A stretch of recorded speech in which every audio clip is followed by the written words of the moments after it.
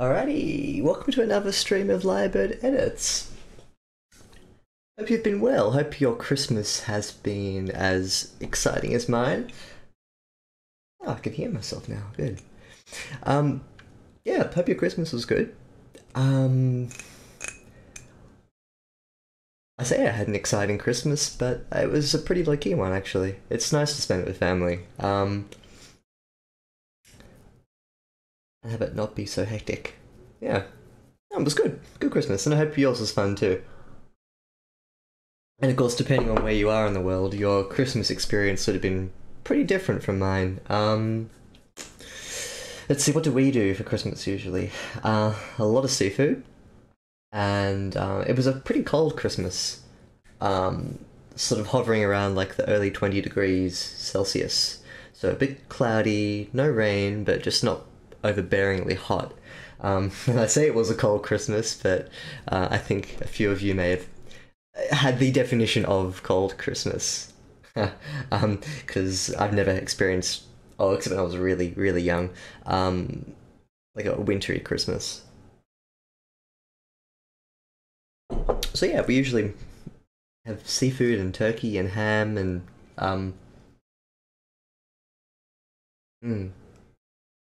yeah, no, it's just a good day. And what I really like about Christmas as well, in addition to Christmas Day itself and spending time with family, is also this period after Christmas where it's like we have a public holiday called Boxing Day on the 26th. And then 27th to New Year's is usually a bit of a write-off in terms of people going back to work. Of course, it depends what industry you're in. I can't get back into the labs, strictly speaking, until New Year. They lock our laboratories down. But where there's a will, there's a way. No, like if you do need to go back in to do work, they'll let you go in. For the students who are particularly demented and desperate to get work done over the Christmas period. It's quiet though, so there's an advantage to doing it now. But I always like this time of year because it's a very relaxed, very much a no-stress environment. Right up until New Year's, it's just a bit of like time in limbo, and the summer weather usually washes back in after slightly colder Christmases, and yeah, it's a good time. So, tonight I'm going to be working on a story by Juxtaterrestrial sent over during the last stream. This one's a bit of a shorty. I think it's about, word count, 852 words. There you go.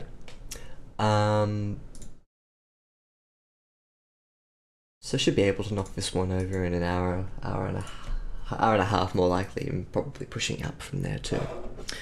But yeah, depending on how I go for time, I could always switch over to the other thing I've been working on stream, which was that second-person story, told from the perspective of a forest spirit trying to get lunch. We'll just sort of see how much time we have today. I'll focus on Mark's story first, and then we'll see how we go. What else is new? I'm streaming through YouTube again. Why not? The Restream service splits the stream into two different directions and puts it on YouTube or Twitch. If, however, you come to this stream right now, whatever the case, I can read your messages here. This pulls it into one direction.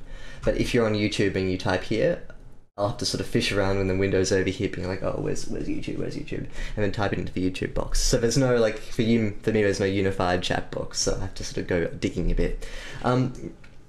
Yeah, but with my experiences on streaming over two platforms, I find Twitch has always been consistently more, I get more engagement through Twitch, not only people coming back, but I think it's a lot easier through the Twitch medium to find people who are currently streaming in a category that's interest to you. So, for example, YouTube's categorization, I'm currently streaming in an education subsection as opposed to entertainment. But then, like, there's no subcategorization. Whereas in Twitch, not only do they have, like, individual games that you can stream into in terms of the categories, but even within their creative stream, they have these, like, 3 different options you can pick.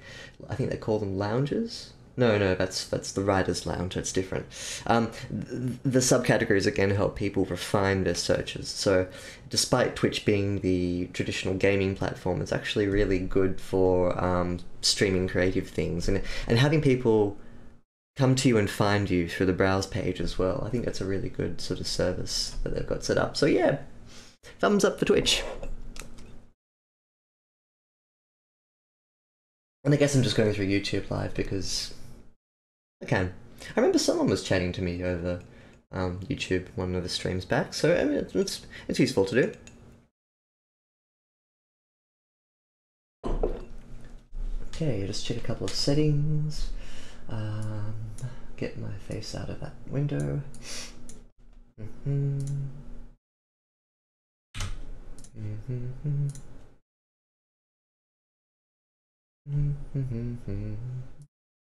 Good, it's all looking fine. Good. Alrighty, I might jump in. Yeah, why not? Let's do it. So, because this story is quite short, I might read a good chunk of it, and then we can go back and start the edit. And of course, first thing I'm going to do is... I'm learning, I remember where it is. It's here, line spacing. There we go. Fantastic. Adjusting. Alrighty. Now, away we go. I haven't read this before, by the way, so this will be a blind reading. With careful strokes, Avery formed letters on the page with his quill. He could not be certain whether the letter would ever be delivered, but writing was a suitable distraction from what loomed outside. Dearest Aileen, I write to you from a God's forsaken hole in the ground. God's forsaken.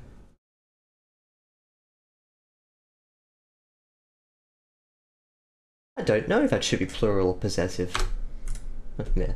Anyway, I'll let future me worry about that, and I'll let current me worry about reading. I write to you from a God's forsaken hole in the ground. What they called... excuse me.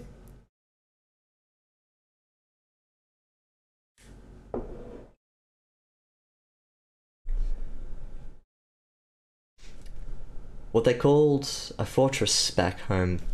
It's nothing more than a tunnel connecting caverns filled with haphazard workshops and cluttered storerooms.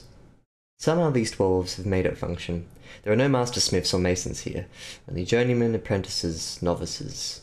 It shows in the crumbling furniture, and few crafts that actually took the time to produce. If those that surround us actually knew our number and armament, they would sweep in and instead call it an occupation. Hey Van Whitman, good to see you again. Yeah, actually I got the same wavelength, like I don't know, like mental prompt. My words aren't so good tonight, I'm sorry. But yeah, I thought exactly the same thing when I thought Dwarf Story. Oh, it's like Dwarf Fortress. I didn't want to say anything out loud though. I was wondering if that was just a me thing. But apparently not. Apparently you steal my thoughts. or I steal your thoughts, or we have a combination of thought stealing. But yeah. Well, it turns out this is actually sort of inside a bit of a dwarf fortress. I can't play that game. It's like mental fuzz to me whenever I see it. I don't think I'm a stupid person, but when I play Dwarf Fortress, I feel stupid. I feel like I should just take my degree and set it on fire and burn it. It's like, you don't deserve this, you can't play Dwarf Fortress. Yeah, it makes me feel stupid. They would sweep in and instead call it an occupation. I think it's clever. Avery looked up and scanned the nearby beds. Unconscious bodies with bloody and tattered clothes filled each one of them. He shook his head. His parched throat threatened to wake the dwarves from their rest if it had to wait for a drink any longer. He grabbed his flask from the table and took a swig. The taste of metal and mushroom clung to his throat. Nice alliteration there. Stifling a cough, he bent back over the paper and continued to write. I've taken to keeping watch over the wounded for the parts of the day. It gives me time to think, to plan, to keep me humble. I have to hold back laughter any time they call this the hospital. It's nothing more than an earthen cellar with a few beds and a chest to store medical supplies in. I do have to commend the dwarves for making the best out of what they were given, but their prideful insistence on delusional names wears me thin. Okay, so our protagonist isn't a dwarf. I don't think we understood that before. I just assumed that it was... Unless the dwarves were mentioned. No, I think that might be the first time that we can intuit that the protagonist isn't a dwarf. The last ambush left several members of their militia with grievous wounds. One of the newest recruits had taken an arrow to the side of his head. Good out. I thought that was going to be to the knee. Although through both his eyes. Yikes. The injuries hardly get better from there. But I can't help but feel dead may be worse off. The dead may be worse off. The survivors from the ambush tell stories of earliest fallen being eaten on the battlefield by the enemy, by bears of war and master alike. We'll come back to that sentence. I came this way to join the fight, but to find myself fearing that I am inadequate to face this enemy. Okay. One of the dwarves in the bed across the room grunted and turned over to better scratch at the dirty bandages around his ankle. Avery winced and returned to his letter. I do not know if it is luck or unluck that has kept me out of the battles thus far. Still, the dwarves treat me like a guest and share what homogeneous supplies they possess. Thankfully, they are not lacking in supplies, but nevertheless I find their supplies lacking in variety. The door creaked, and in walked a pale-faced dwarf. His tremendous, well-combed beard was long enough to be tucked behind his bloody white apron. "Avery," he called. A few bodies shifted in beds to see what the commotion was about. "What is it that I can help you with, Olin? It's too soon for dinner, isn't it? I need your help with a patient," Olin said, tugging at his sideburns. "I'm not a doctor." "I know that. I need your help to hold down Miss Steam over there while I remove..." Full screen. While I remove a few of those damned arrows from his behind. "You're not a doctor either." "I'm the closest thing we have to a doctor since Urist died in the cave 2 evenings ago." Have I yet mentioned the astounding lack of trained individuals at this so-called fortress? I just had the experience of assisting the settlement's butcher with several very disturbing operations.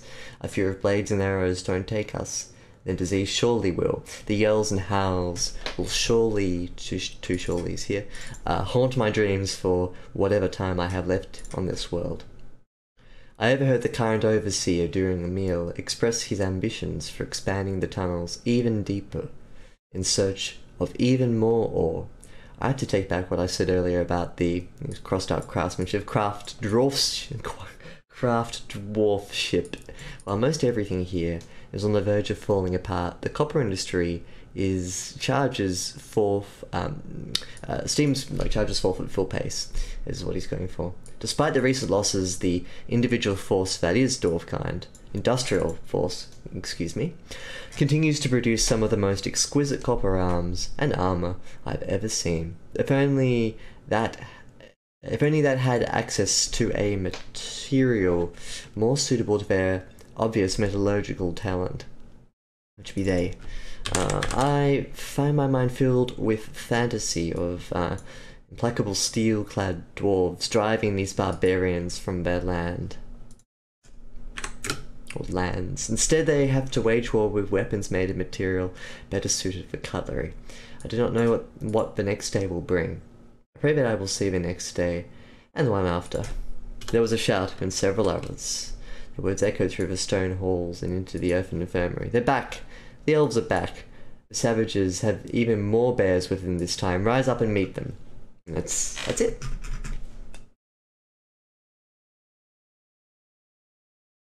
Okay, cool. So this is something that Mark's been working on. I don't think I'll just check my email again to see what he said about the story. But Sequential story. Okay.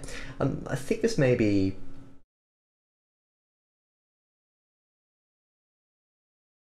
Like, it's certainly like a sort of sketched idea. It's not like a rounded thing that's been completed or edited and polished. It's sort of in its drafting phase, which is good because it means that we, in this sort of type of edit, we can identify the areas that you can easily slot new information into to pad out the world. Like, as I was reading through this, I could think in my own head of the information that I would like to see alongside it, and instead it just sort of went forward with its narrative. So, what we can do with this one is just read through it and stop every now and then and think, okay, can we afford a bit more, I suppose, is... at that point where we stop, is this an opportune moment to introduce new information or to flesh out the narrative thought that the paragraph been talking about? Yeah, good. I like the idea of going back and forward between a letter to someone and digging into the current events of that story. Usually when we see stories like this, I've always seen them in the context of the main bulk of the narrative being taken up by the letter itself, and occasionally you'll dip into the events of the letter narrative in a real and visceral sense. I've never seen a parallel, though. I've never seen a story like this where it's almost as if the letter writing is more secondary, and yet the events are sort of balanced, aren't they, between what's going on around the protagonist and what's happened in the past and that's been recounted through this narrative here, the letter. I don't think... Avery is the name of the protagonist, that's right. Okay, good. Let's start. With careful strokes, Avery... Oh, it's here too. With careful strokes, Avery formed letters on the page with his quill. He could not be certain whether the letter would ever be delivered, but writing was a suitable distraction from what loomed outside. Now, I wonder here if we couldn't take this opportunity to better... So, see, there are... the downside of putting in information like...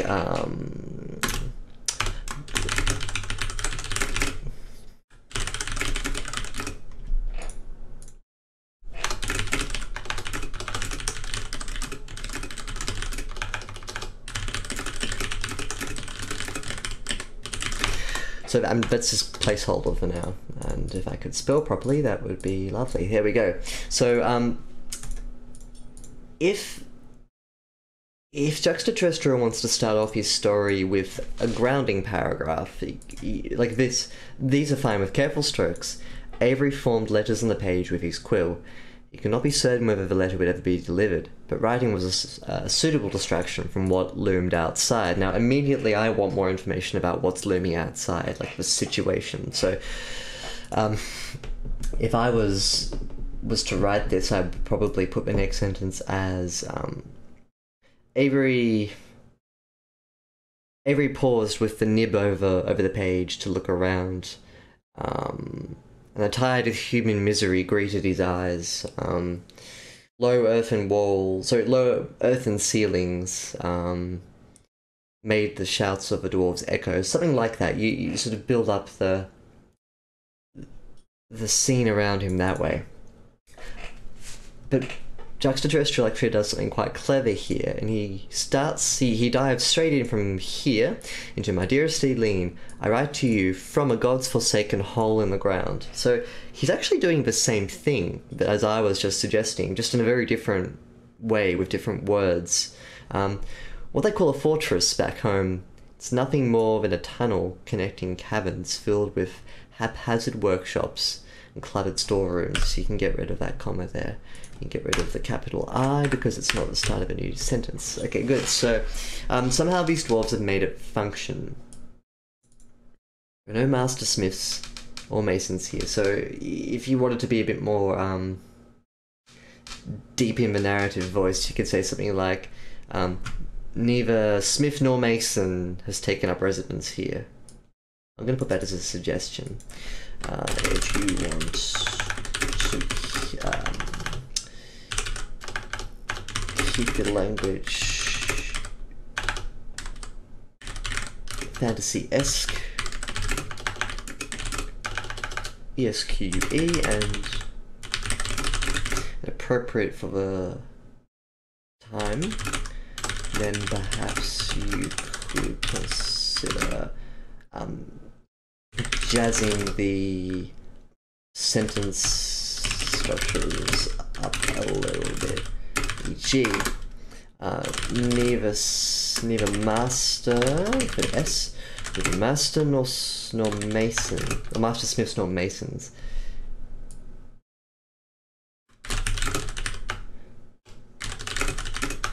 Smith nor Mason take residence here.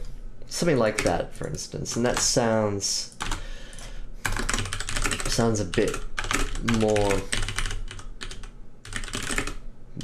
high fantasy. Now you can actually go in the opposite direction and just go like full high fantasy narrative voice, but that's personal taste, and that will really come down to the kind of story that you're trying to tell as well. Also, because the narrator has such a... Well, there are two narrators here. There's this narrator who's narrating the outside events, and then there's Avery actually writing. So Avery's voice and the narrator's voice are going to differ as well. We'll keep that in mind as we go through the edits. Good.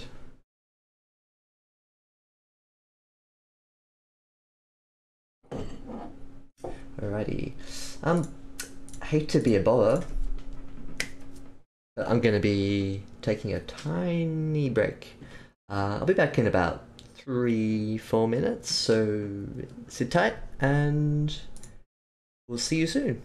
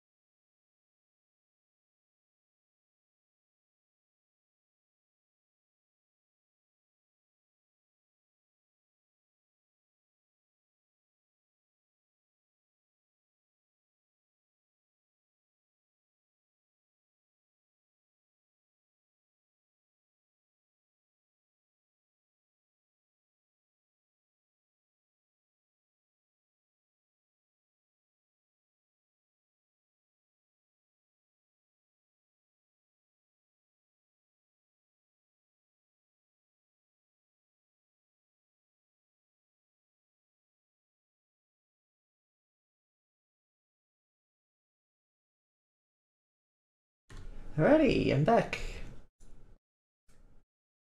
Thank you for waiting. Just get some things set up. And we'll be away before we know it. Very good, very good. Wait, one more thing. Good, I'm ready. Alrighty, so when I was away just then, I was thinking about this. Oh, wow, there we go. There's a whole little mini paragraph here.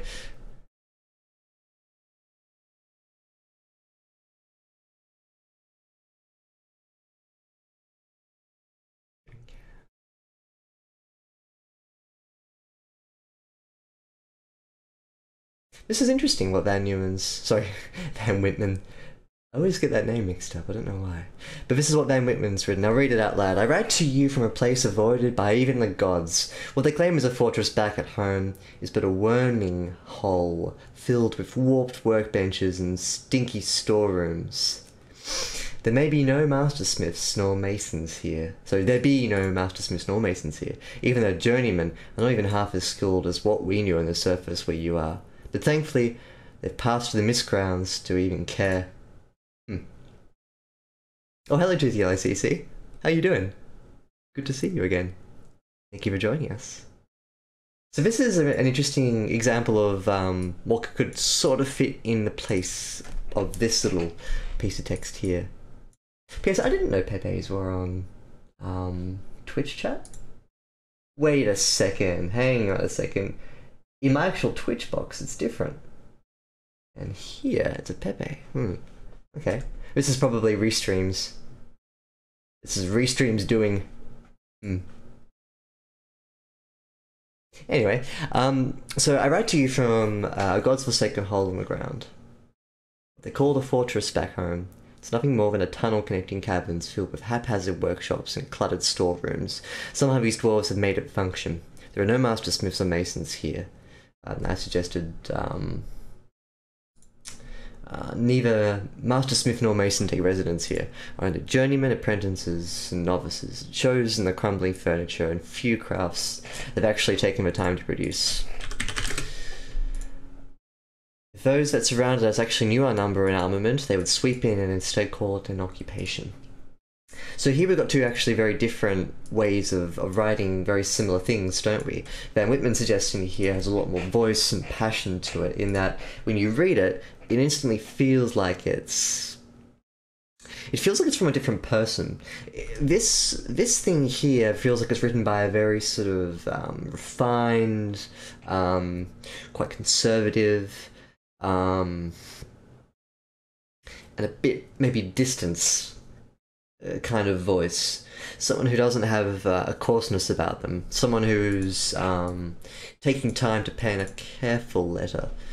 This is more like a sort of expose, maybe. It's got a it's a lot more personal. It's a bit more rough, unfiltered, kind of like it reads a bit more like the first thing that comes to this man's head. Which one do I like better? Well, I like this one better because it's got more voice to it, and more voice is usually more interesting. But this is kind of I was actually going to mention this before Van Whitman posted this sort of colorway here, and it's that we've got two different sides to the story here. One with a narrator looking down on the scene and describing it. The second is Avery, who's reading. So he's currently writing a letter to his wife, girlfriend, sweetheart, laundry lady. I'm not sure, but someone dear to him. How do you split up these voices so that they don't overlap too much? Because the last thing you want to be doing is writing a story in which the narrator and the main character inside it who's writing a story sound the same, and you don't want their details to overlap. So here, I said this was a good opportunity to expand out the opening scene, but cleverly, Juxtaterrestrial's actually written this pen section, this letter, to fill in the details that I want up here. And I like that. I think if you can pull that off all the way through, I think that's actually quite a neat way to tell the story. So we're going to try it. I'm going to get rid of that suggestion that I had before, which I used as a placeholder anyway. I kind of assumed I'd come back and get rid of it. So that means that we need to think about how this narrator sounds different to this person here. I got a feeling Juxtaterrestrial has inside his head like an image of who his character is, and while I don't think he would like copy this verbatim, like word for word straight in here, because then that means he's going to have to carry it down, I'd like Juxtaterrestrial to have a look at this and to, even on first pass reading it, just to sort of see the kind of tempo it has and the sort of immediate emotional impact that something like this has. On that note, I'm going to copy all that and go comment here. So then Whitman wrote a little alongside the chat box. Paste. So one really nice thing about this is how close we get to the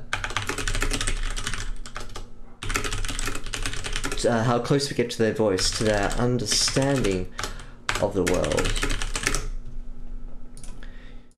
You may not want to fully emulate what's going on here, but perhaps one or two places you could look at and choose to liven up your main prose. I think this ultimately comes down to what sort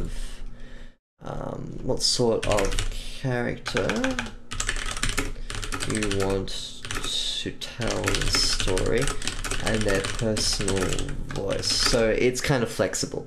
It's flexible. But the advantage of doing it this way is that it feels more immediate.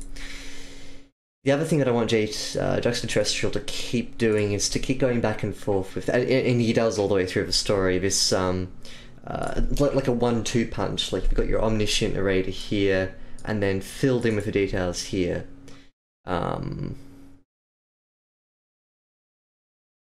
Avery looked up and scanned the nearby beds. Unconscious bodies of bloody and tattered clothes filled each one of them. He shook his head. I'd like this to be a bit more, because, okay, one or two things I can suggest here.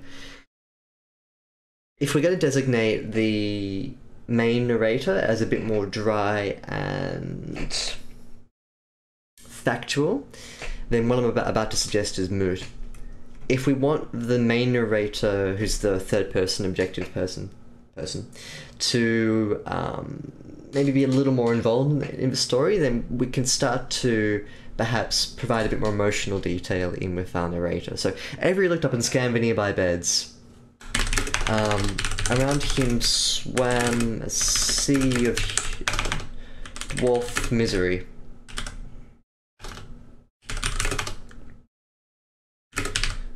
Beds squash against each other like cliff face rocks. A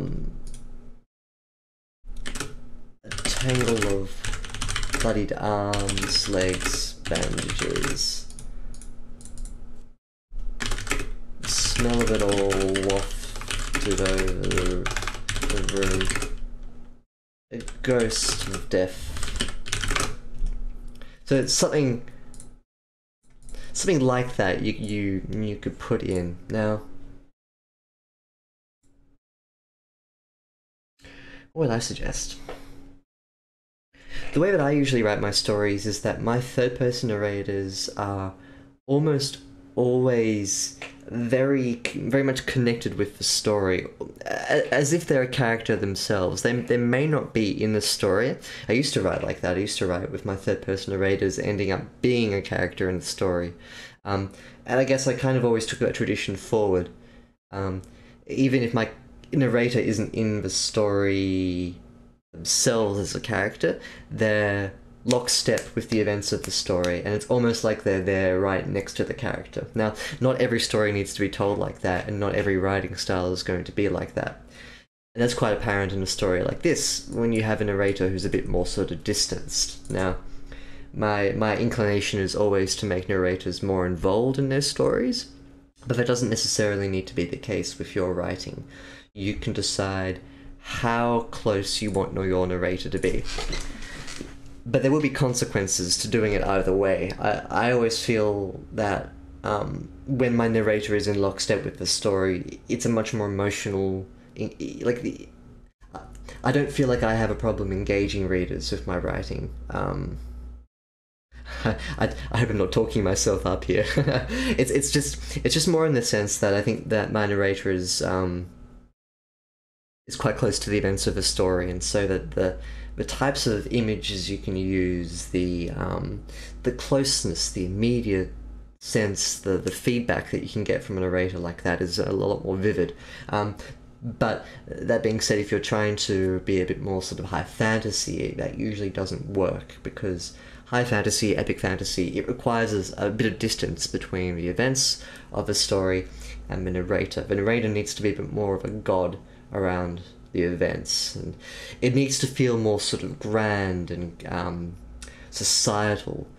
Even though you're going to have individual characters, your narrator can often actually benefit from being a little bit distanced and removed.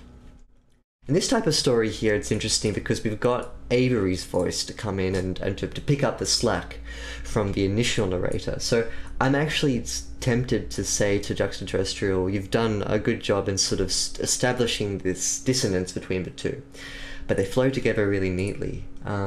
This is a clever structure. And I think it's really commendable. It makes you clicking with the story in another way. Yeah. So, for example, in this line here, unconscious bodies of bloody and tattered clothes filled each one of them. This is the beds. Run-on sentence is fine, that's okay. So this is what I would write instead if I was writing the story. Around him swam a sea of dwarf misery, beds squashed against each other like cliff-face rocks, or the rocks on the cliff face. A tangle of bloodied arms, legs, bandages, the smell of it all wafted over the room, a ghost of death. So that sort of writing is a bit more on the forefront of the actual events. It's not necessarily better, it's just a very different way of telling a story. Avery looked up and scanned the nearby beds. Unconscious bodies, with bloody and tattered clothes filled each one of them. He shook his head. Now, here's an example where I don't think it works so well. Have a read of this sentence. His parched throat threatened to wake the dwarves from their rest if it had to wait for a drink any longer. It's a bit hard to say out loud because we've got throat threatened and their rest if it had. If it had's a bit difficult to say in the best of times, but in your head it usually just washes over. So the word choice here is a bit pebbly, like you stumble over it. But I think the narrator here is trying to be a bit too distanced, while at the same time trying to describe something quite personal to Avery, his parched throat.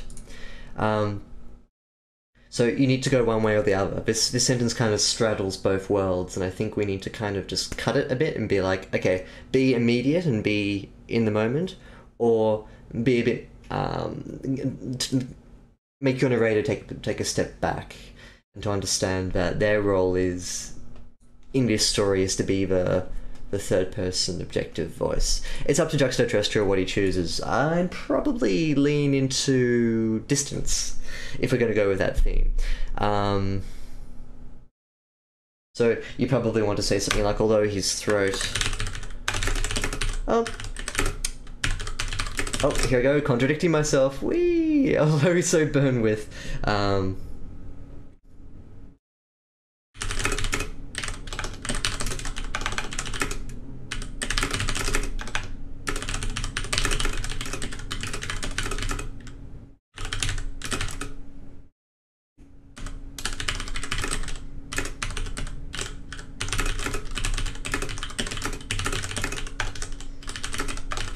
Yep, contradicting myself there. Woo, yay, wonderful. Yeah. I give great advice. No, so my inclination there was to try and make it a bit more objective and not personal. And then I just go ahead and write something personal. So although he's so burned with fire, he dared not take even a snifter of his ale, lest he coughed and wheezed, and disrupt a gentle piece of his horrid room. That works, whatever. He grabbed his flask from a table and took a swig. Oh, okay, well, I definitely have contradicted myself.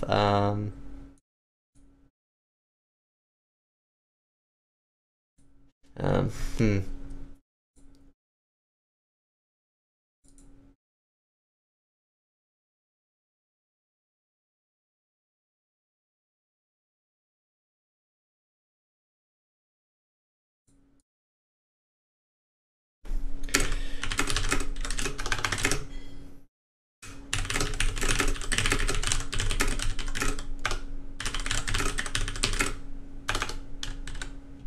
I'm gonna put a comment.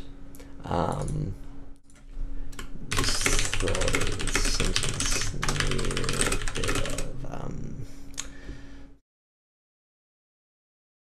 rewording.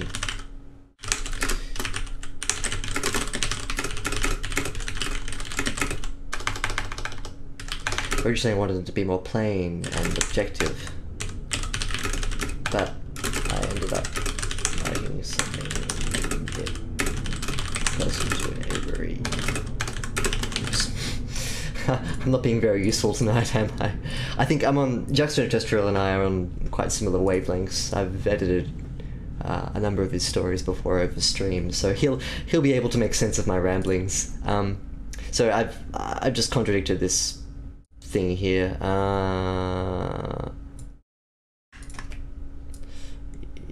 Although I like metal and mushrooms clung to his throat. That was kind of cool. But I'll let him decide whether he wants to keep it or not.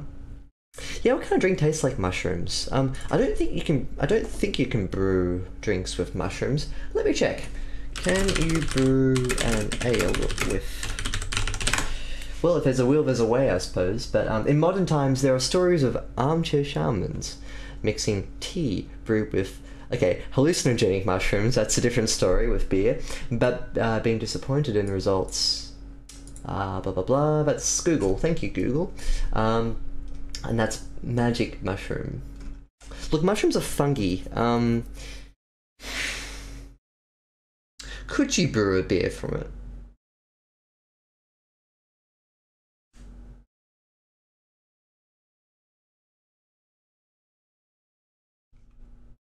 Hmm.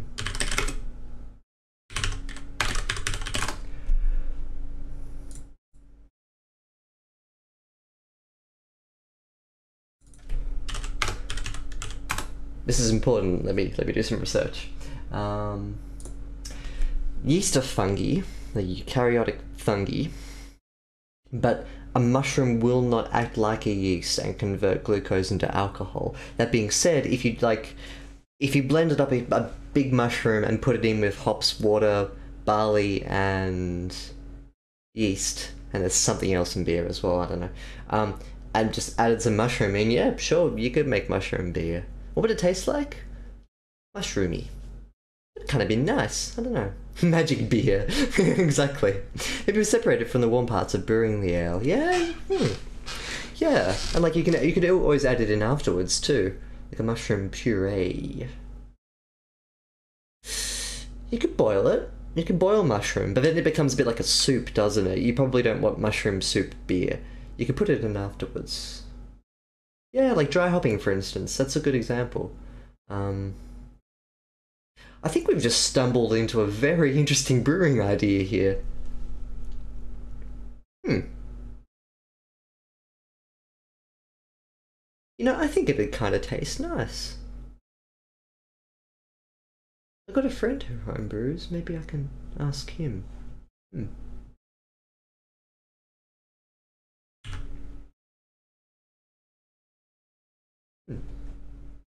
Anyway, yeah, so sorry, I kind of wrote over this paragraph here, Juxtaterrestrial, sorry.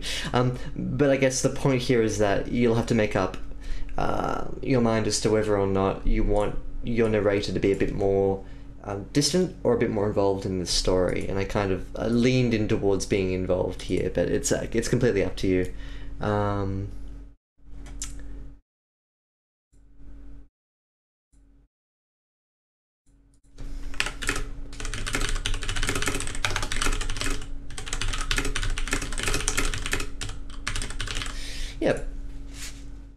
He bent back over his paper and continued to write. I've taken to keeping watch over the wounded for parts of the day. Gives me time to think, to plan, to keep me humble. I have to hold back laughter any time they call this the hospital. This room, the hospital. It's nothing more than an earthen cellar with a few beds and a chest to store medical supplies. You don't need to say Ian. I have to hold back laughter any time. Any time needs to be 2 words, because if it's 1 word, any time.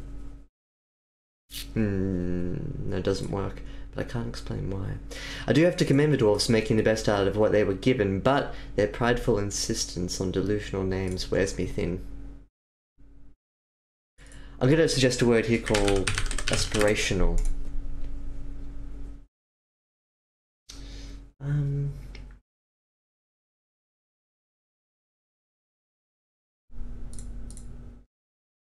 You can even put something like overtly. Good ly adjective, by the way. Overtly. Overtly is often used in a bit of an academic description of something, and you can't do anything overtly. I can't pick up a cup overtly. That doesn't make sense.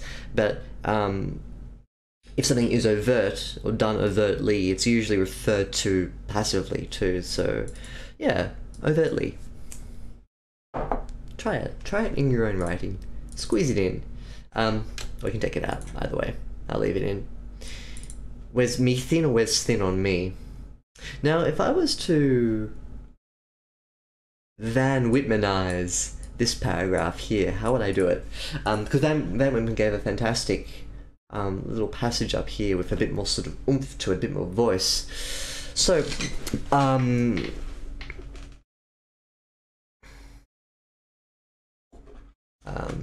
during the day I take refuge in this place here amongst the wounded. Here I have time to think, away from the battlefield, so I have time to plan. It keeps me humble. Whatever poor excuse they of a name they give to this room, all it is basically a stick of mud carved out to store the dead and wounded. Give it to the dwarves.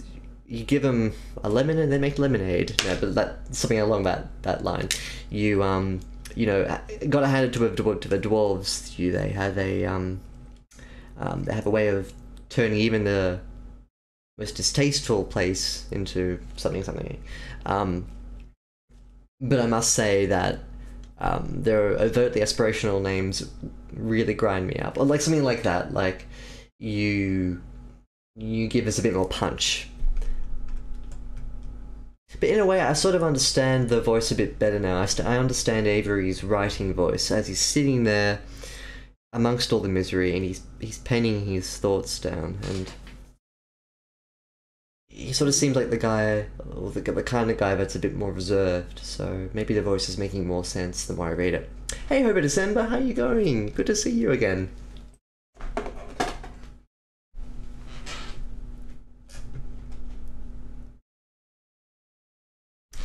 Hope you've been well.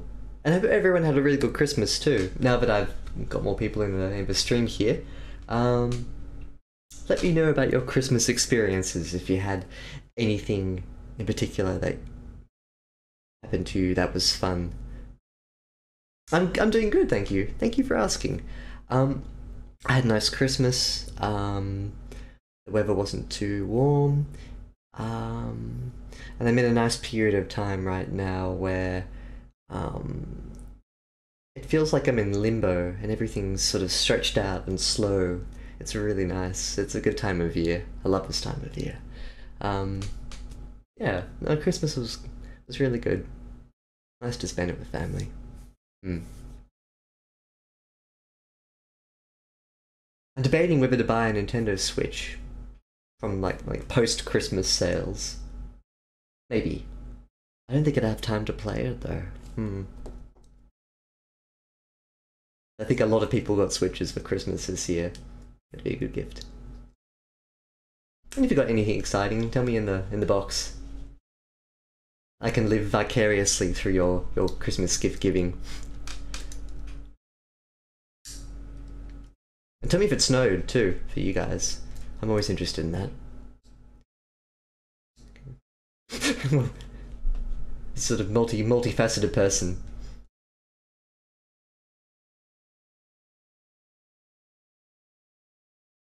Yeah, that sounds like it sort of ended up balancing out for you. I guess one of the things about Christmas is if you've got family or elements of your family that you're not as close with, what's that saying? Christmas is a good opportunity to understand why you only see your family once a year. I think for some people, Christmases can be a bit of a difficult time, you know, when different families or units of the family come together and they bristle up against each other. So, yeah.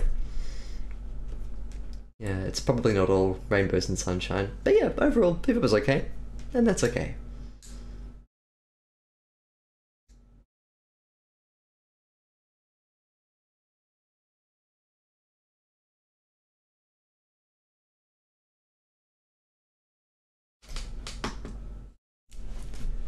Hmm.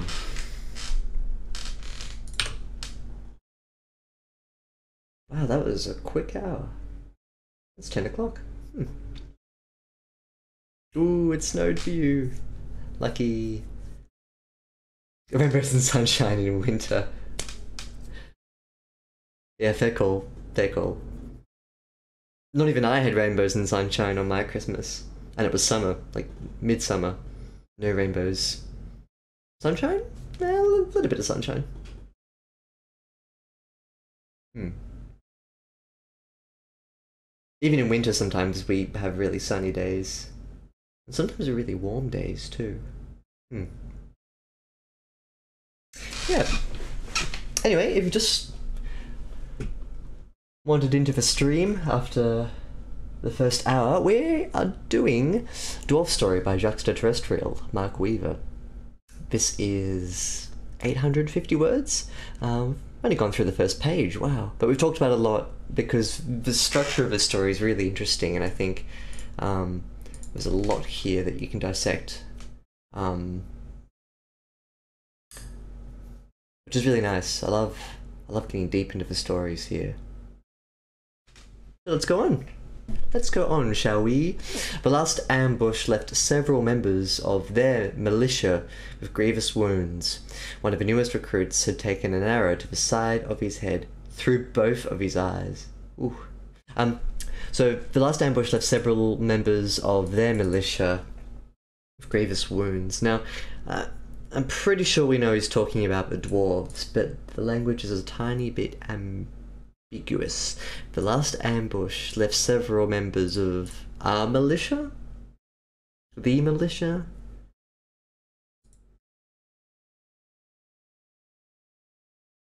When I read this, it sort of half reads like it's,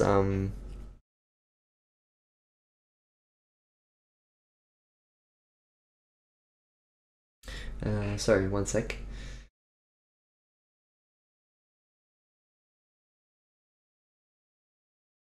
When I read this, it sort of reads like half of my brain thinks it's referring to the barbarians that are outside, but I know logically it's referring to the dwarves. Let me think about that for a tick.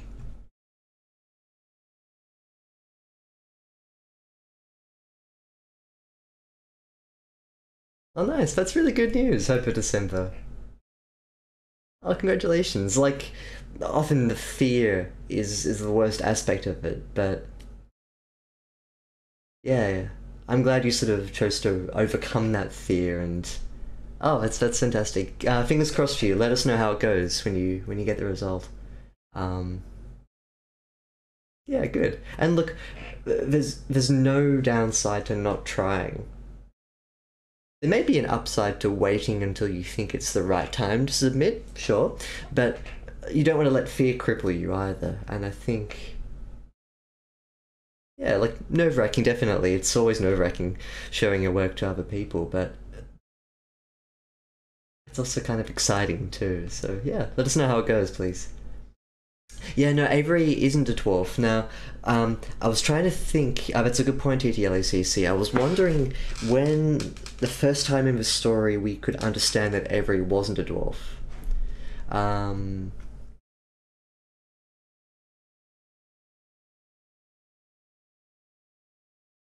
This line here, I think, I do have to commend the dwarves for making the best out of what they were given.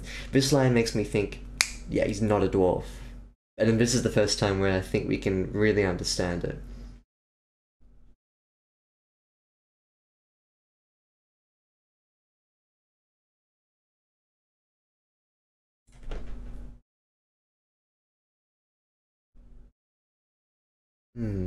So I think that it's not strictly a turf war. I wasn't able to, like, I've read through the story at the start of the stream, but I wasn't able to really determine what sort of situation we're in here. I think invading barbarians is where we're at.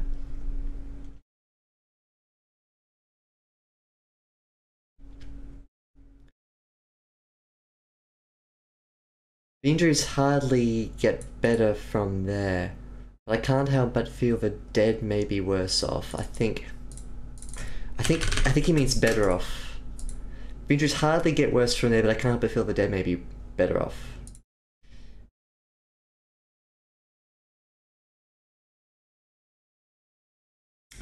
Hardly get better from there.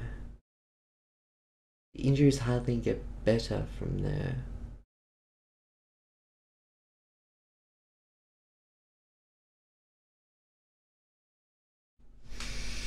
I'm getting a bit of a mixed signal from this.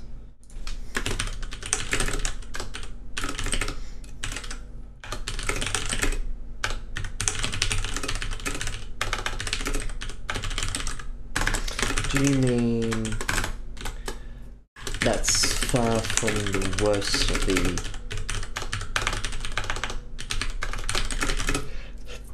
That's far from the worst of the injuries, and I can't help but feel that they may be better off dead. I think that's the vibe we're going for here, but I can't be certain. The survivors from the ambush tell stories of earliest fallen being eaten on the battlefield by the enemy, by bears of war and master alike. That's underlined. This sentence is also in need of a bit of a prune. I hear tales from the survivors from the last ambush. I'm not gonna lie, part of the reason I wanted to rewrite this sentence is so that I could have an excuse to put a U in survivors. Wait.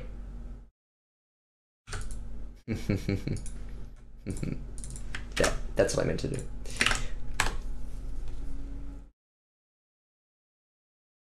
Wait a second.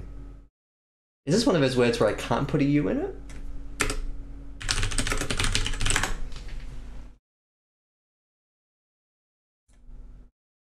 Oh, it is.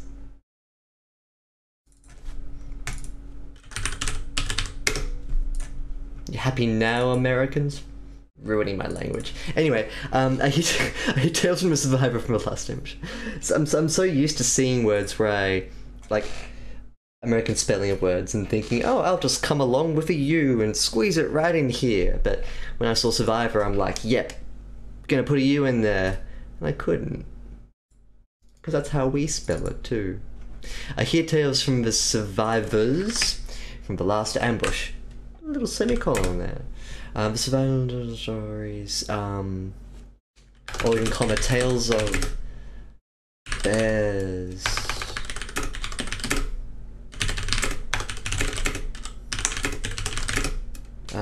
Rending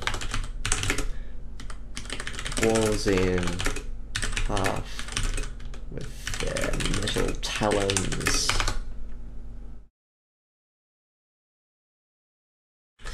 See, that has a much more clear image, so let's read that again. Maybe getting an arrow stuck in your head is a boring injury there. I think that's what he was trying to go for, don't you reckon? The injuries hardly get better from there, but I can't help but feel the dead may be worse off. Maybe he was trying to say, like, that, yeah, that's far from the worst injuries. It's like, if you think that's exciting, wait till you hear this. 12 arrows through the head. I heard tales from the survivors from the last ambush, tales of war bears shattering the front lines, rending dwarves in half with their metal talons. I came this way to join in the fight, but find myself fearing that I am inadequate to face this enemy. This way. I came this way.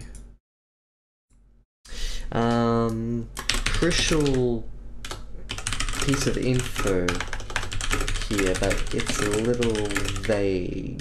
It's a little vagooey.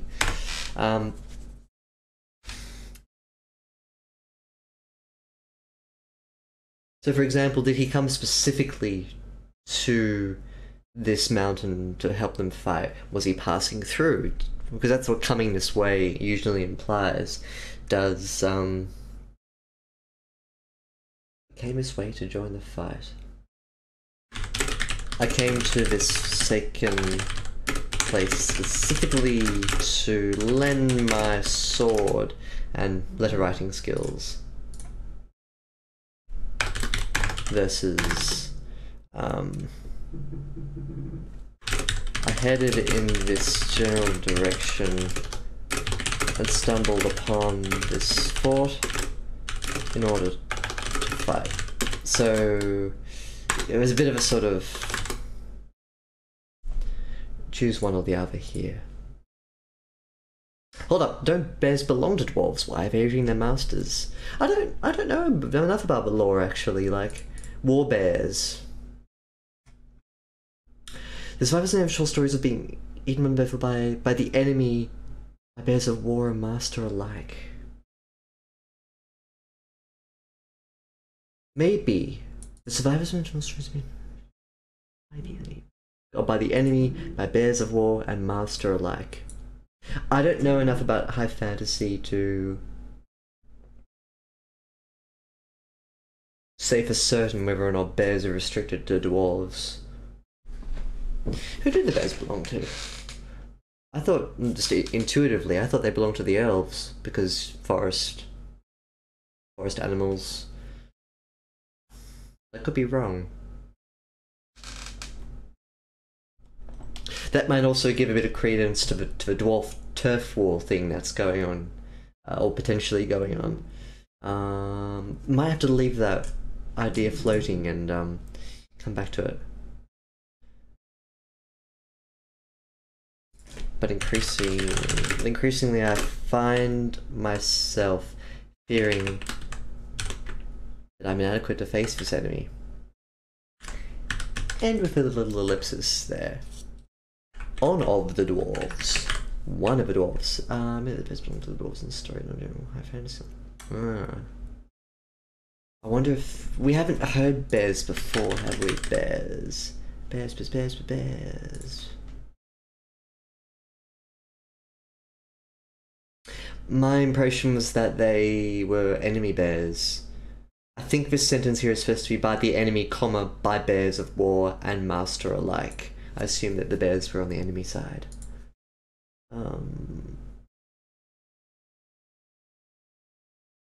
They could be truant bears. Or zombie bears. That'd be cool. Zombie bears. One of the dwarves in the bed across the room grunted and turned over to better scratch at the dirty bandage around his ankle. Avery winced and returned to his letter. Yeah. The narrator functions really nicely here to be a bit distant between the events. It sounds like he's just talking about what's going on in the room without too much input. So we can try and keep it that way, I suppose. I sort of feel like this needs to be split in half, though. Grunted and turned over.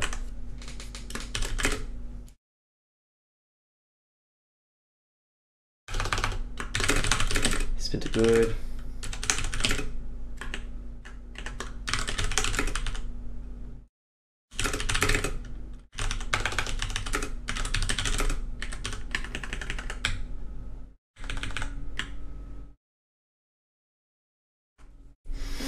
Why? Why did I just suggest that? Shorter sentences are usually a bit more geared towards being factual. The longer a sentence is, the more it tries to say. increasingly it can read a bit like a tumble of facts. That's better suited to an emotional style of storytelling. Consider clouds gathered on the horizon, full stop. Soon it would rain, full stop. The enemy battalions lined up before the battlements, comma, their spears glistening in the early sleet of November. Something like that. That's quite factual. Now, if you were to write that in an emotional sense, I stood on the battlements and surveyed the landscape, semicolon.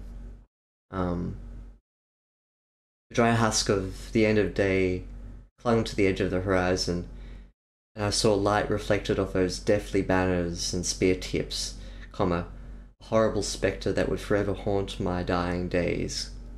Full stop. I knew I was going to die that day. So the longer a sentence is, the easier it is for a character to sort of imbue their own sort of sub-facts into the main architecture. Sometimes it just reads a bit funny if a lot happens in one sentence.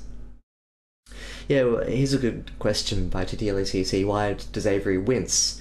Is a dirty bandage too small to hide a huge ugly wound?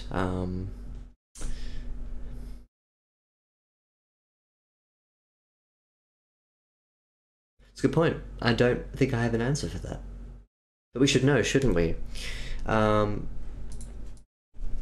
Does he belch? Does he pull the bandage and reveal the wound? I'm gonna put that as a comment.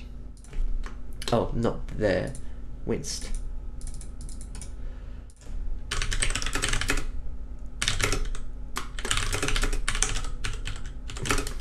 In my mind, he's responding Dwarf.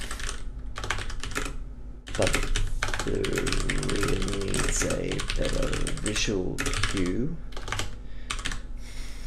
Prompt to trigger the disgust. Say, a displaced bandage reveals some gangrenous, Gangrenous. Nailed it. This is some gangrenous wound.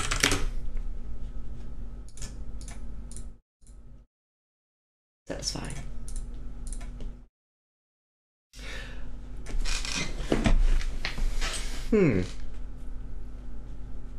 Yeah, definitely, because it's a short story, isn't it? And it can most certainly be padded out. And yeah, you're right. It's not important to the big picture, but every little detail you add like that builds up the scene, and it builds up the connections between the characters too. So, even though it might not seem like it's an important detail, technically it's not. Stories are little details sewn together in a fabric of continuity. That sounds quite wanky. But it's true, like, if you look at any story, and you look at all the details that amass that story, just the... it's especially noticeable in stories that are very heavy in lore and world presence, like Star Wars, for instance. Like, the classic Star Wars movies have very defined details, but lots of little details too, but altogether they make this very busy, bustling picture. Good movies and good stories will do that, but they won't bog you down with extra or unnecessary details. And what's an unnecessary detail? What's a necessary detail? And I think it's a question of fatigue. So TTLACC's point here about, but I'm just looking for stuff that could be padded, is an indication that the reader wants more, right? Like, if your reader comes in and says, you know, give me more, then you give them more. They're in the mood for it. They want the story fleshed out. Conversely, if you give your story to a reader and they highlight a whole paragraph and they just say, this is a whole section detailing a feast and it's dead boring, that's too much detail. You as a writer, and I'm talking generally, you're writing, you will develop a sense of how much detail is too much and how much detail is too little just by reading through it over and over and over again. kind of like timing yourself to an invisible clock as well in your head. You're like, bam, new scene. Let's soak up the details. Sentence, sentence, sentence, sentence, sentence. You get to the end of it, you're like, oh, that was it. If you think that, if you feel it intuitively, that means you need to pad it. If you're halfway through the paragraph and you're like, oh, got so much detail, cut it. Just pick redundant sentences, cut them. I feel as though people tend to... The conventional story wisdom is always so focused on cutting. Cut details. During your edits, you'll cut down lots of words. Cut, cut, cut, cut. And it really depends on how you write. Because if you write with a lot of detail and you just throw ideas down, down, down without keeping an internal register of what you've written or keeping an eye on the sort of detail thermometer that you're putting down, then you will need to cut later. But you don't always need to cut. Sometimes you need to pad. The feast was full of calories, but it was like you can bite it.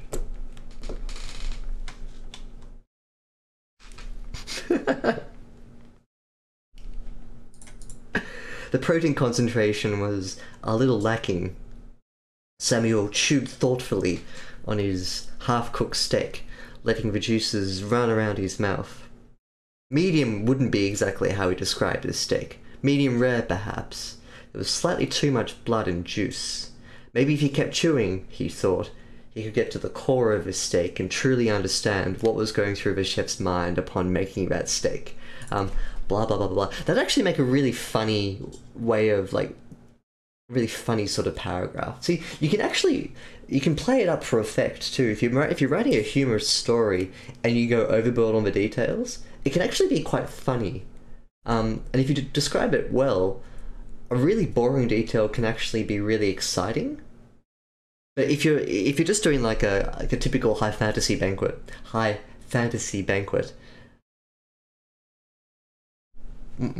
nope. Lots of food, people getting drunk. Move on. That's literally all you need to know about high fantasy banquets. I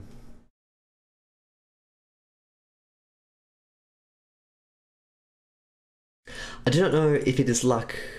I do not know if it is luck or unluck that has kept me out of the battles thus far. Unluck.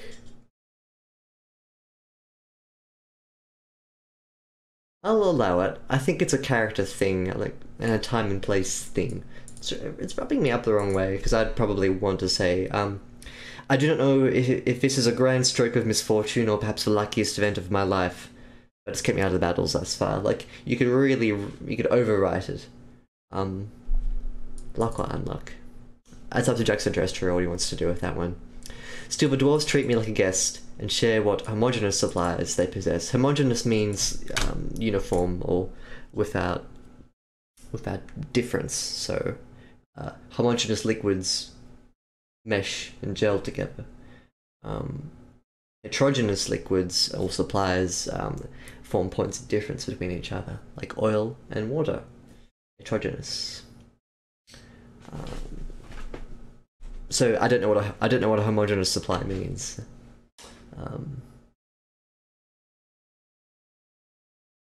So TTLACC is making an observation. He's not the dwarf, but he patronizes with the enemy. I don't know who the dwarves are fighting. That's the problem.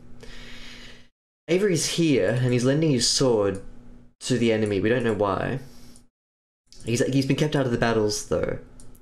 I guess I got a feeling they're fighting some sort of barbarian horde, and he's patronizing. I'm not sure of the arrangement here. Oh, sorry, fraternize. Yeah, sorry, I was trying to think of like reconciling that word with what you meant. Is he fraternizing with the enemy? I don't think so.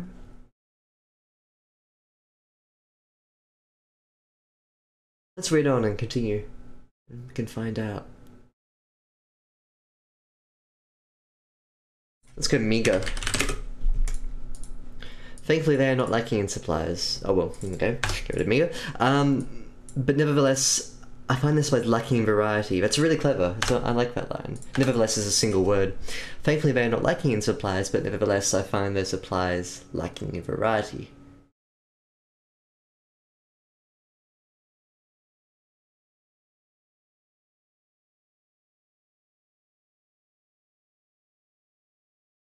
I was asking myself why this was here. Why tell us that the supplies are lacking? But of course, we're going to find out immediately what he was talking about. Because it's a funny thing to transition from. Let's keep going. They don't have a sedative I like. TTLACC prefers.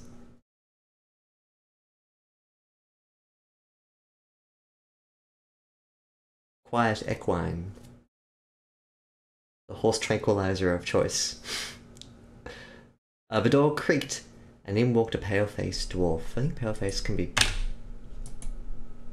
hyphenated. His tremendous, well-combed beard. Long enough, I think it's also supposed to be hyphenated. Long enough to be tucked behind his bloody white apron. Avery, he called out. A few bodies shifted in beds to see what the commotion was about. What is it I can help you with, Olin?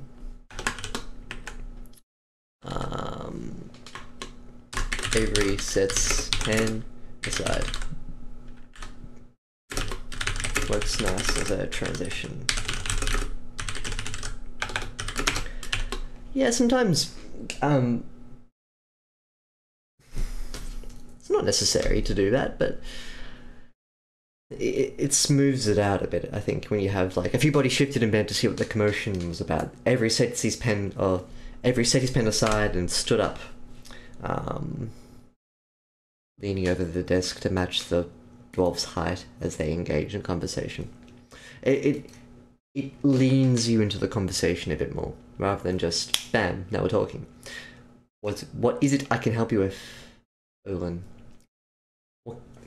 What can I help you with? It's too soon for dinner, isn't it? I need your help with a patient, Olin said, tugging at his sideburns. I'm not a doctor. I know that. I need your help to hold down Mistum. No comma. Over here while I remove a few of those damn arrows from his behind. Damned? Well, no, it doesn't matter. You're no doctor. I'm gonna put no. You're not Dr. Ivy, you're not a doctor either. I'm the closest thing we have to a doctor since Urist died in a cave 2 evenings ago. Died in that bloody cave 2 evenings ago. Bit of spice, bit of voice. I'll also note that the dialogue tags are here, but apart from that, there's no other dialogue tag. We should fix that. Fake doctor in a fake hospital. And that'd be the kind of really good observation to make further up. Like, we intuit it. His bloody white apron. We intuit that he's a butcher.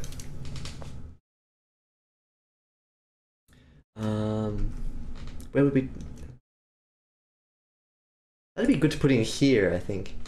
Let's keep that idea floating. What is it I can help you with, Olin? It's too soon for dinner, isn't it? I need your help with a patient. Tugging his sideburns. I'm not a doctor, I know that. Brushing the man's...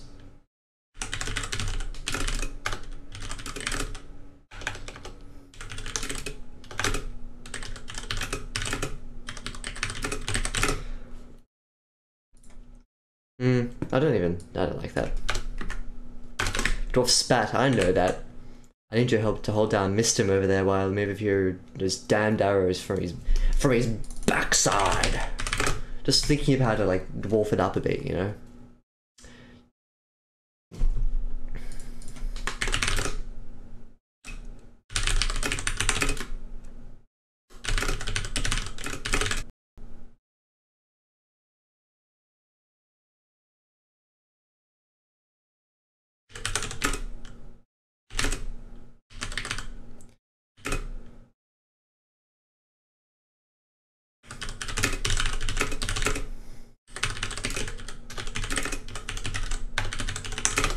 Ugh. Spelling. Pin. Push on.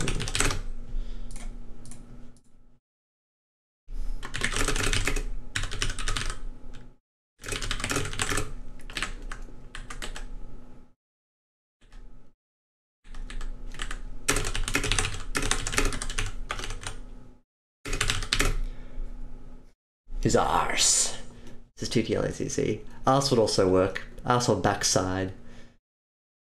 Arse would be particularly good for dwarfs, I think. Either one. Slash arse.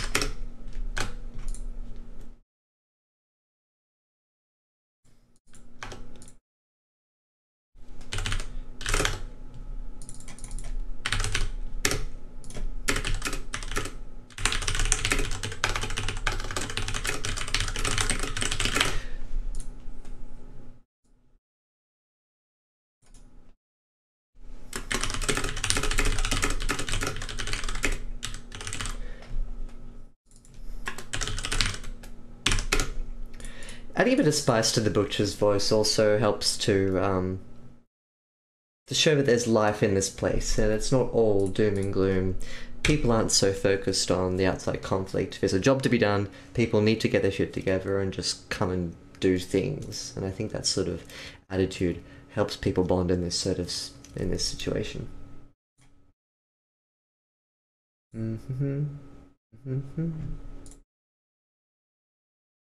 Poetry is useful, that's true.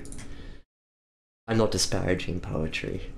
This butcher is. I don't imagine the butcher would have too much use for poetry. Unless he's a poet butcher. Hey.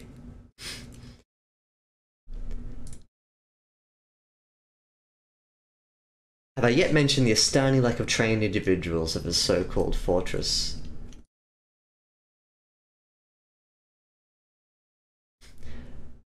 You can even say like something like fake doctors run the fake hospitals, like what TTLCC was saying.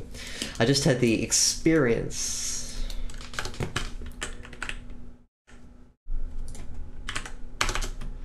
of assisting this settlement's butcher with several very disturbing operations. I fear blades and arrows don't take us, and disease surely will. I'd rather this be shown.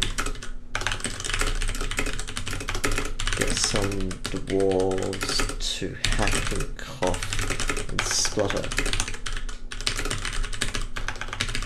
Try your hand at making up a new disease. Foul foot and I don't know. Describe the pustules bursting on the ends of big toes, the ooze spilling forth. There. Makes a nice image. Yeah, so this is the show versus tell thing.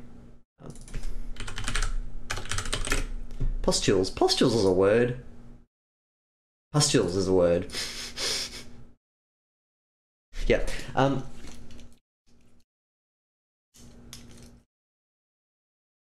The other day I was on the other stream I was working with the story that was telling its detail rather than showing. I was quite taken with how that was used in quite an interesting way. Here it's different again because when you're writing a letter, you usually have to tell detail, but not always. You can write letters and actually show a lot of detail too. So for example, my dearest Aline, I had an experience the other night that I shall not be forgetting lightly. The settlement's butcher, whatever his name is, took me to operate on a couple of people, blah blah blah. I walked into the room and the smell set my stomach to water. Lines and lines of dwarves with foul foot, that horrible disease that I hope never to see again. Like pustules the size of little mountains dotting the landscape of these poor unfortunates. Their legs, their arms, their noses, their toes. A veritable swath of human dwarf oozy suffering. something like that. So you can show detail in letters too. So I think either this has to happen in the non-written sections, or Avery needs to spend a bit of time actually telling us what disease surely will. It's a bit too general. I'd like it to be more real. Don't take us. I missed something. A fear of blades and arrows. Oh, don't take us. Thank you. I completely missed that. Wow. Thank you very much. A fear of blades and arrows don't take us. The disease surely will. The yells and howls. We've also got two surelys here as well. Will haunt my dreams for whatever time I have left in this world. In this world, I think works better. On this planet, in this world.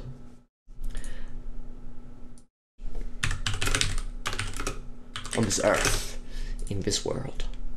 In this world sort of implies a bit of like a spiritual level 1, level 2. On this earth is a bit more materialistic. Whichever works. Some pustule causing microbes in this world. Yes, the fantasy microbes. You can't escape the microbes. They're everywhere. Wasn't there a Doctor Who episode where there were no microbes? Yes, there was. I haven't seen it. I don't watch Doctor Who. But, I just remembered. Someone wrote an episode of Doctor Who where it was a parallel world where there were no microbes. And, I think all arranged from was basically, oh, there's no cheese and no beer.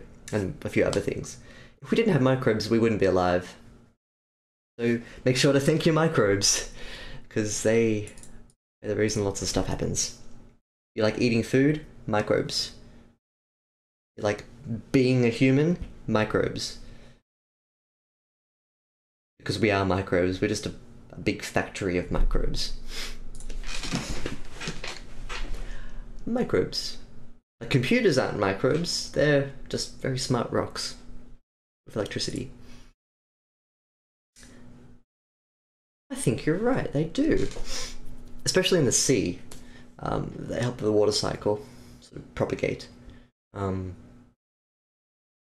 Also, they're responsible for lots of oxygen. Oxygenation of the Earth was caused by a whole layer of microbes popping up on Earth and pushing oxygen into the atmosphere. Very interesting. Yeah, microbes do a lot for us.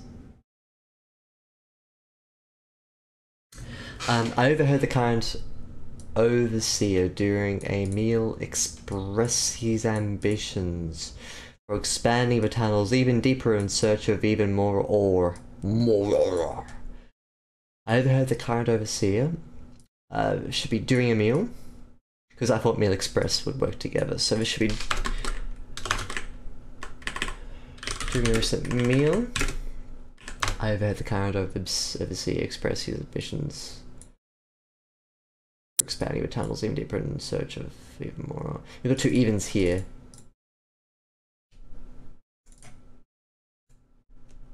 I don't like both evens, get rid of one. Now,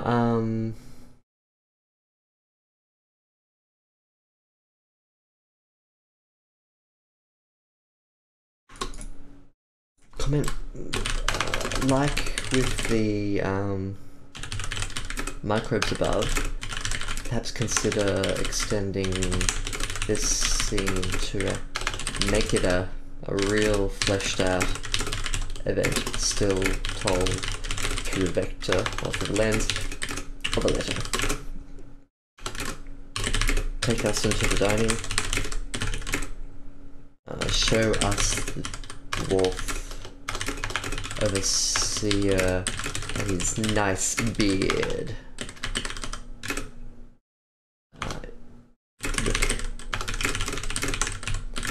Show us the reactions of slow D's.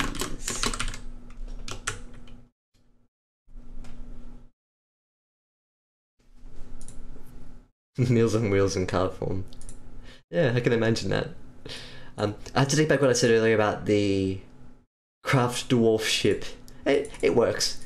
It's a bit clunky, but it works. While most everything here is on the verge of falling apart, the copper industry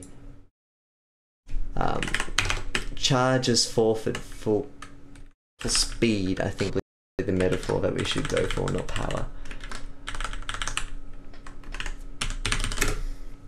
Despite the recent losses, comma, the industrial force that is dwarfkind continues to produce some of the most exquisite copper arms and armor.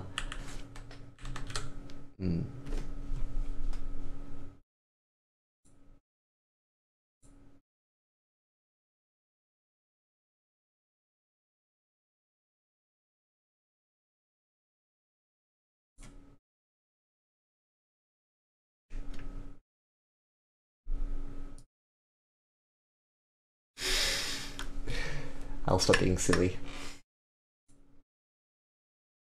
150, there we go. That's not a real suggestion.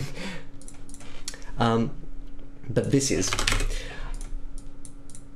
If only they had access to a material more suitable to their obvious metallurgical talent. I find my mind filled with a fantasy of implacable steel-clad dwarves driving these barbarians from their lands. So here we get an indication of who they're fighting. Barbarians. Instead, comma, they have to wage war with weapons made of material better suited for cutlery. Yeah. Because copper sucks. There's a reason iron replaced it. Steel clad needs to be hyphenated. I do not know what the next day will bring. I pray that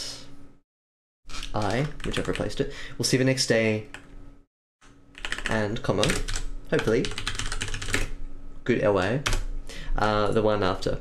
There was a shout, and several others. The words echoed through the stone halls into the earthen infirmary. Back, the elves are back!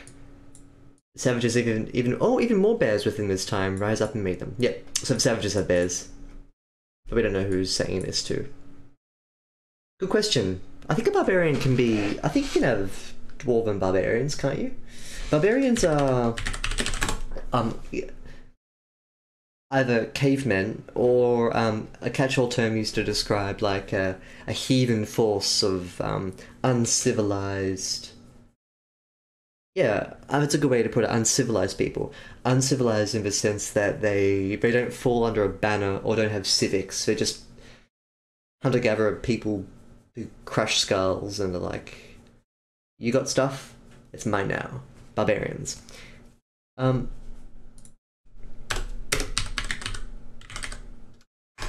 Barbarian dwarves. I guess so, yeah. Usually you'd associate them with you. Oh. I mean... yes, that was my microphone. And my very manly shock of note of surprise there. Anyway, ignore that. I think humans usually suit the barbarian title a bit better, don't they? Rather than dwarves. There, microphone. You'll be okay. But that's it. So that's, this is kind of where the draft ends. Double check.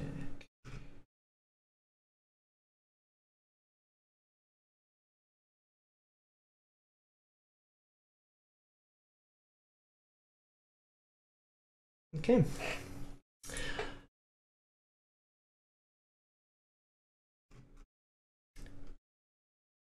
A little think about this section here, where it splits between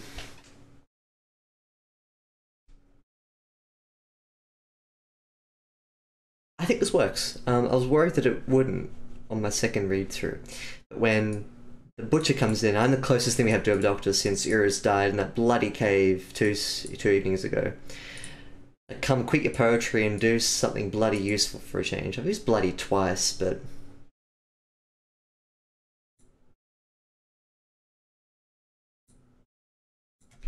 yeah, get rid of the bloody there. It's clever. Really, the strongest elements in this story are the way that the written letter interacts with the narration and how they flow into each other and like end to end, very seamless. Even when it's not seamless, like this section here, which is the only break, immediately the idea comes back into writing, and we know that time has passed. The italics show us that Avery's back at his desk, writing. Now, I think there's probably a case to argue that this opener may benefit from another.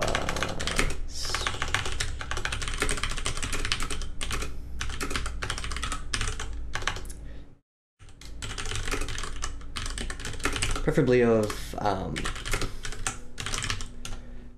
Avery himself, just so that we have a bit more of a... You can even spell out he's human here. I don't think there's any benefit in the story to us not knowing that Avery isn't or is not a dwarf. Spell it out in the opener, just say he's human. It sort of solves a bit of a problem later. It doesn't detract or add anything with that sort of suspension there. Yep, that works. What else to suggest?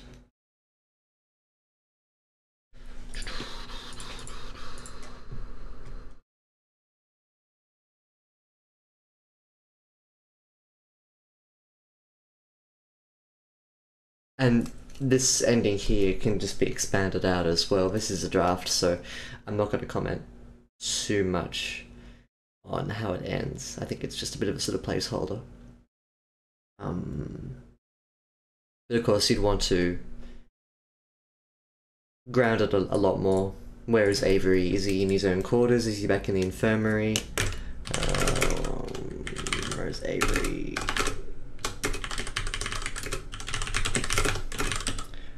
Ground this scene before we get into the action that way. Whoops. Marita isn't hasn't more time to react. No, not the auction. The action.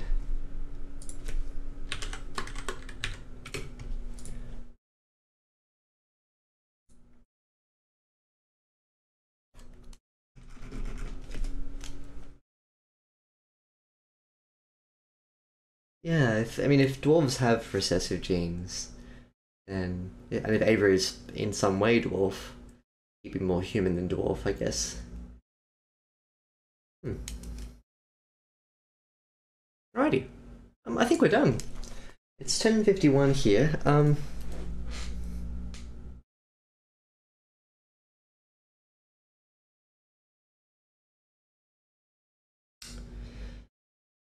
think I may call it a night. I was tossing up whether to do some writing, but I've been writing all day. I've written about... Yeah, I've written a lot today. I think I'm all sort of tapped out. So I might call this in the evening, if you don't mind. I'll be back this Sunday though. I don't have anything to edit. If anyone in the chat box, any lovely handsome people in the chat box here want to send me something, please do. Otherwise, what I'll do is I'll continue writing that second-person perspective story with the fairy who's trying to lure lunch. The boy in the forest who's wandering through, and the fairy comes and tries to eat him. That'd be good to finish off, I think. So I might pencil that one in for Sunday. But if you have anything that you'd like me to edit, then send it through.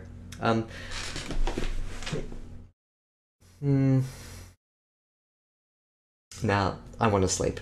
I'm gonna be selfish. I'm gonna call it quits there.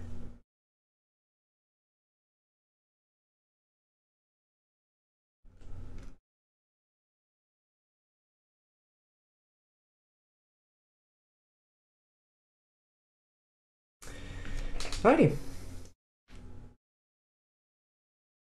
Well, thanks for joining me on this... What do you call 2 days after Christmas? 2 days after Christmas. But yeah, hope your Christmas was good, and we'll see you on the 31st, which is this Sunday, 9 AM my time. Thanks for your input to DLSET tonight. We had a good back and forth there, lots of really good ideas. Thanks to Van Whitman as well for that really nice sort of little paragraph. And to everyone who was watching, thank you so much for tuning in. Take care, we'll see you Sunday.